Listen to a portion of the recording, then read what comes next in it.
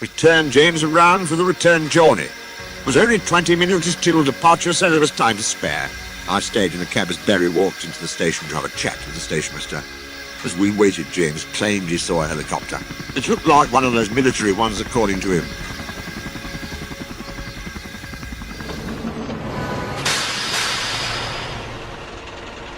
The black diesel engine we didn't recognize pulled in and just stood there in silence and stared at us. He then looked back and it seemed he was whispering something to someone. That's when everything went haywire. Barry came back to James, and just as he hopped into the cab, two men pulled out guns and started shooting into the air. The station was filled with screams as they threatened to kill anyone who didn't cooperate. I released the brake, and we sped out of the station, passing by the diesel as we almost got hit by a couple of bullets.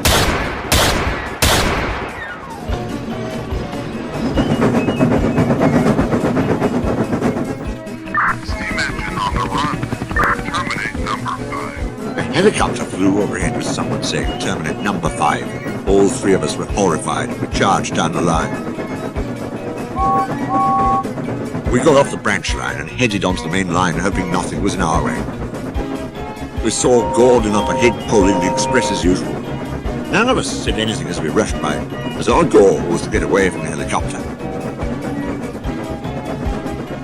We suddenly heard a whistle behind us. Edward, who was pulling his train, sped onto the main line behind us. Stephen looked back and his eyes widened at the sight of the helicopter. We soon heard the whooshing of a missile speeding straight towards us, as Barry shoveled in more coal for dear life.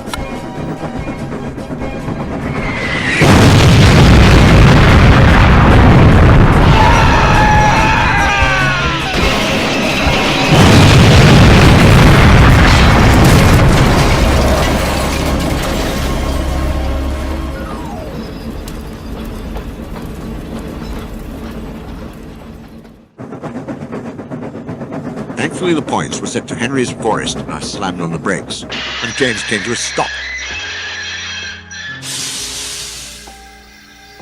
I grabbed my face cloth and wiped my head. Barry took a look at the gauges and saw that James was out of coal and low on water, so thank God that we stopped. Barry and I quickly turned off steam so James wouldn't explode.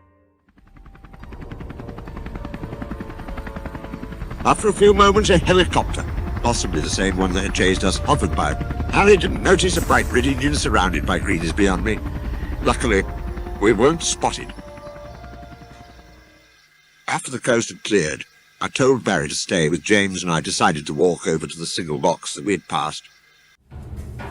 I carefully walked up the stairs of the signal box and opened the door to see a very concerned man. It was the new signalman, Darrell.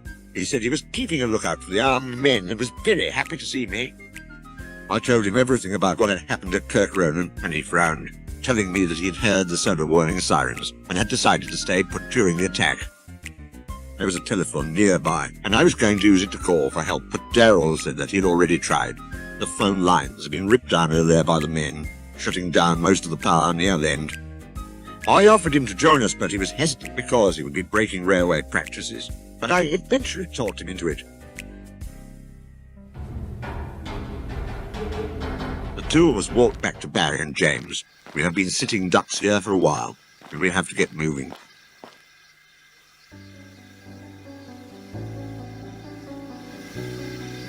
We stayed here for almost an hour, while we waited for James to cool down. We can't stay here, but we can't do anything, as starting James would be risky.